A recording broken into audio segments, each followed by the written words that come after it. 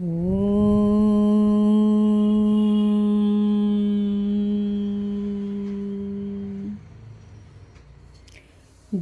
नित्यं वध्यो अयं देहे सर्वस्य भारत तस्मात् सर्वाणि भूतानि न त्वं शोचितुमर्हसि। हे अर्जुन, यह आत्मा सबके शरीरों में सदा ही अमर है, अतः इन प्राणियों के लिए तू शोक न कर। देखिए मित्रों, इसमें आत्मा को सदा से ही अमर बताया है शरीर में। स्वधर्मपि चावेक्ष्य नाविकं पितुर्मर्हसि धर्म्याद्धि युद्धार्च्छेयो अनन्यत क्षत्रियस्य न विद्यते। तथा अपने धर्म को देखकर भी तुझे भय नहीं करना चाहिए, क्योंकि क्षत्रिय के लिए धर्मयुक्त युद्ध से बढ़कर दूसरा कोई कल्याणकारी कर्तव्य नहीं है। ये है धर्म, जिसमें क्षत्रिय धर्म की परिभाषा बताई गई है। यदृच्छया चोपपन्नं स्वर्गद्वारमपावृतं सुखिनः क्षत्रियाः पार्थ लभन्ते युद्धमीदृशम्। हे पार्थ, अपने आप प्राप्त हुए और स्वर्ग के द्वार रूप इस प्रकार के युद्ध को भाग्यवान ही पाते हैं, अर्थात अपने धर्म का पालन करना चाहिए। अथ चेत्तमिद्वम् इमं धर्म्यं संग्रामं न करिष्यसि ततः स्वधर्म कीर्ति च हित्वा पापमवाप्स्यसि। अकीर्ति चापि भूतानि कथयिष्यन्ति ते अव्ययां संभवा वित्तस्य च कीर्तिर्मरणादतिरिच्यते। किंतु यदि तू इस धर्म युद्ध को नहीं करेगा तो स्वधर्म और कीर्ति को खोकर पाप को प्राप्त होगा। देखिए, पाप कब लगता है? जब आप स्वधर्म को खो देते हैं, अपने धर्म को खोकर किसी और संप्रदाय या किसी और के द्वारा झूठे धर्म का पालन करने लगते हैं। इसलिए स्वधर्म का पालन करना परम आवश्यक है, नहीं तो पाप लगता है।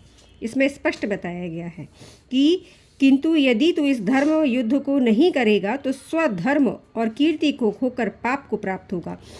सब लोग बहुत काल तक तेरी अपकीर्ति का बखान भी करेंगे, अर्थात आने वाली पीढ़ियां भी इस पाप का गुणगान करेंगी।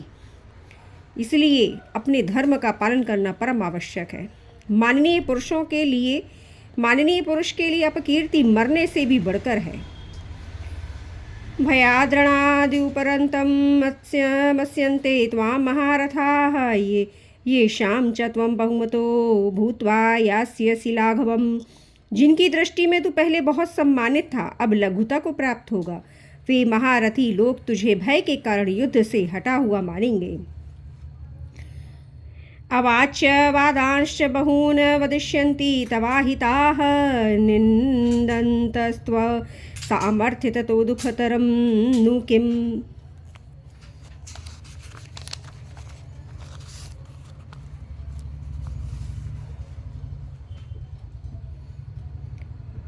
तेरे वैरी तेरी सामर्थ्य की निंदा करते हुए बहुत से ना कहने योग्य वचन भी कहेंगे।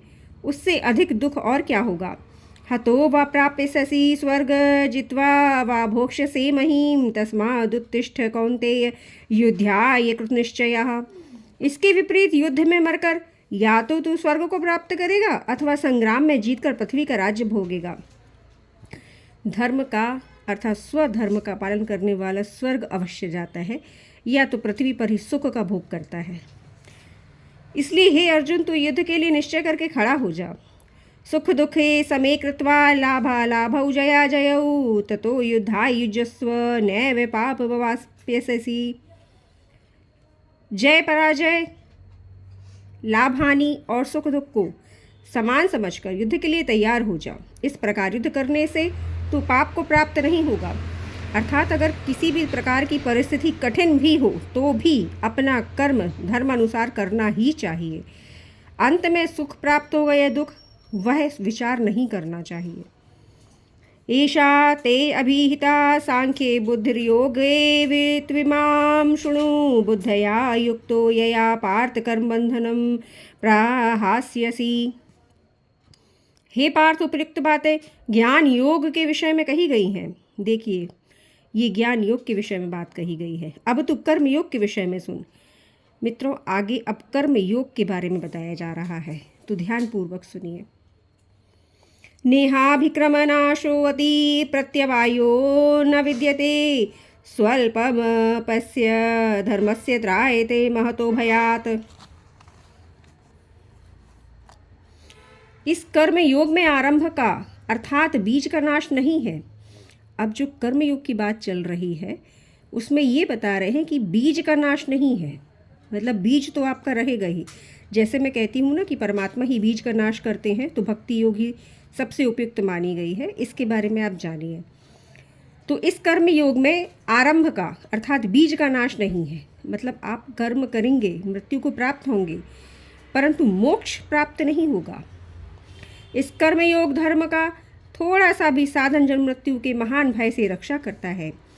व्यवसायात्मिका बुद्धिरेके है कुरुनंदन बहुशाखा हयन्तानाश्च बुद्धयो व्यवसाय नाम।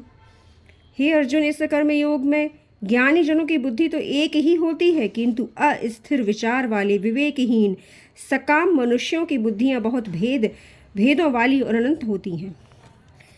अब यहाँ ये बता रहे हैं कि जो ज्ञानी होते हैं, कर्म योग मार्ग में जो ज्ञानी होते हैं उनकी बुद्धि एक ही होती है, किंतु सकाम अर्थात किसी भी काम को करने से पहले इच्छा आशा रखना निष्काम नहीं होता है, उसके बारे में बताया गया। तो निष्काम होना, जो विवेकहीन है वो सकाम कर्म करता है, अर्थात किसी भी कर्म को करते समय उसके फल की चाह उसे अवश्य होती है। तो ये सकाम कर्म मनुष्यों के बारे में बताया है कि उनकी बुद्धि जो होती बहुत से भेदों वाली होती है। ये नहीं सही, ये सही, ये सही नहीं, ये सही, ऐसे करते हैं और अनंत हो जाती है। अर्थात एक बुद्धि नहीं, अनेकों बुद्धियाँ भीतर ही भीतर उसे विचार विमर्श करती रहती हैं। यामिमां पुष्पितां वाचं